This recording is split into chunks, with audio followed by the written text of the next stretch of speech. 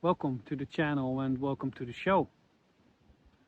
Some of you might have clicked on this video thinking, finally he's going to talk about the migrant crisis. There are some of you who've clicked on this video and think maybe he's going to talk about the climate crisis in Europe. There are some of you who've clicked on these videos like, yeah, he's finally going to talk about the fertility crisis because Europeans aren't having enough babies. You're all wrong. Well, I am going to talk about it, but I'm also not going to talk about it. Because there are so many problems in Europe. This video is here to tell you that these problems, they're not real. People get stuck in these problems. People get stuck in these things, debating online, talking about this and that. You're like getting stuck in a spider's web. The more you struggle, the more stuck you get. All these problems only exist because of one larger problem inside of us. Pagans like to say, as without, so within. And then they go argue with people online. And they forget to realize that troubles only arise on the outside because we're out of balance on the inside. If you're in balance here, there's not so much a problem. And if there is a problem, it's easily traversed.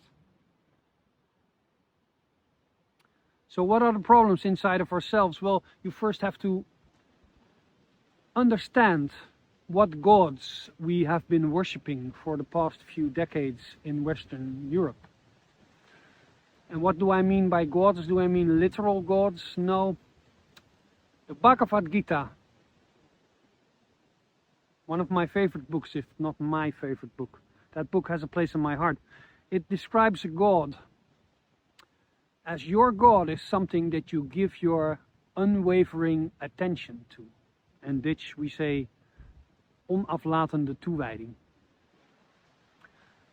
Something that you give your energy to. So a lot of people, money is their God because they constantly do everything they can to get as much money. Those people end up not owning money, but actually the money owning them, which is kind of similar to the story of the dragon Fafnir, but that's for another video.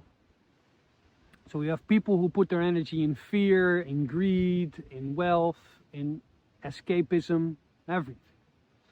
So if that's how you see God, what is the God that we have been worshipping?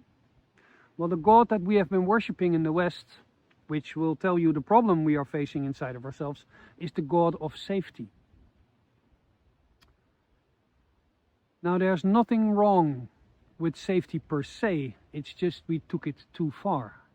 And as if the wise prophet Exhibit said in his rap song Paparazzi, too much of anything can make you an addict. Whenever it's time for static, pull out the automatic. That's the second lesser known line. What happened in Western civilization? It happened in my country in Holland, and for the people watching abroad, if you're somewhere in Western civilization, it's probably happening in your country too. Over here you have safety. Over here you have danger. After a while they were like, this is dangerous. We need to do something about this. So you had measures, so it became less dangerous. And after a while they go like, this is still dangerous. And they kept making society more safe until there was no place left to breathe. So you have this little tiny space, and lots of people, this space is the only thing they know. So they think this is safe and this is unsafe. But actually, this is also safe because unsafe used to be there. Why is this a problem? Well, this peace and prosperity thing that we had going in Europe for about the last 50, 60, 70 years, that's not the norm in nature. Nature is pretty vicious. People hear the birds chirping in spring and they go like, it's so lovely, and it is, but for a lot of these birds there's a lot of life and death battle for getting the best real estate to build their nests. is just an example that death, life and death and struggles is a natural law. And if you make everything safe, you miss something. Here's what you miss. When you want to become strong, you train in a gym with resistance. You put more and more weights and your body has to get accustomed to the more weights. That's also not only for your body but also for your mind. Difficult situations strengthen your mind. And since we've just established that there's a natural law, that life is pretty vicious, I think it's in our best interest to be strong. And we haven't been able to cultivate strongness for a very long time. This also goes for courage. If everything is safe, then there is no risk. If there is no risk, then you can't cultivate courage.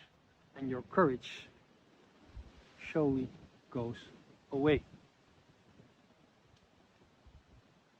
It's the same with people saying in modern culture. In Europe, they say, well, all cultures are basically the same, and I care for all people the same. You can't say that. And I'll explain why, too. Because if there's no them, then there's no us. There's just this grey nothingness. Just like that song by John Lennon. Imagine there's no heaven, and there's no money, there's no anything, there's just grey depression. That's his song.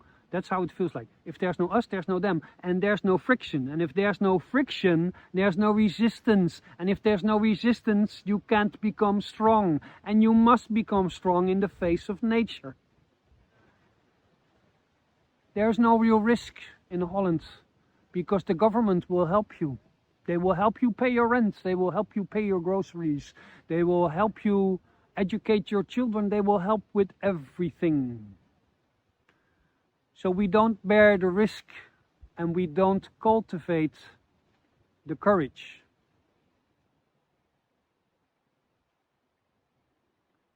So people see trouble on the horizon now.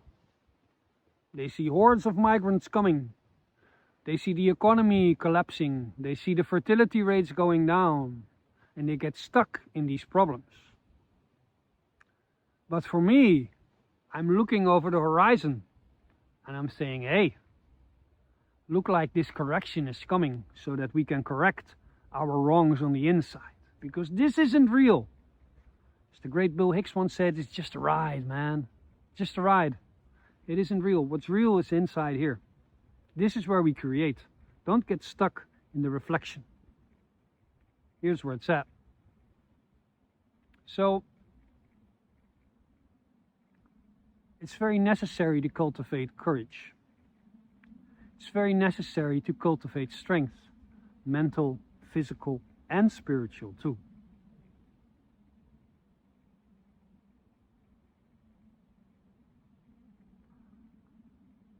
If you do this, can we avert the crises and will the crisis just disappear? Well, it isn't that simple in the sense that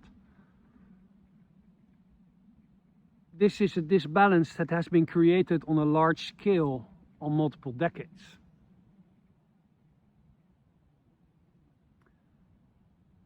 So there's kind of this interest of energy building that we need to reckon with, and it will reckon with us.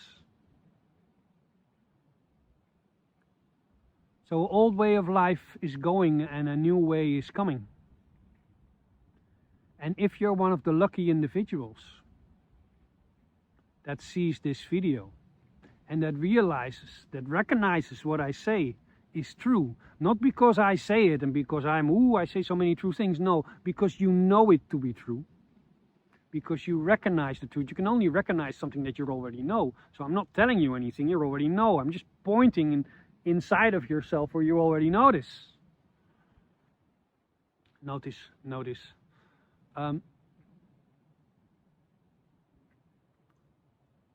So the old way is going. And if you don't identify with the old world too much, meaning this adverse reaction to risk, this adverse reaction to difficulty, you will be stronger, you will be more courageous, You will be a better person. And when that old way dies, you won't die with it. You and your offspring will get to live because you don't identify with the old dying culture as much.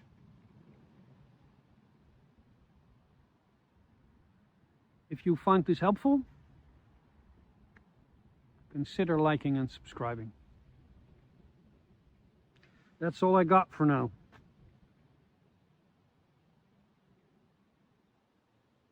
Difficult times ahead.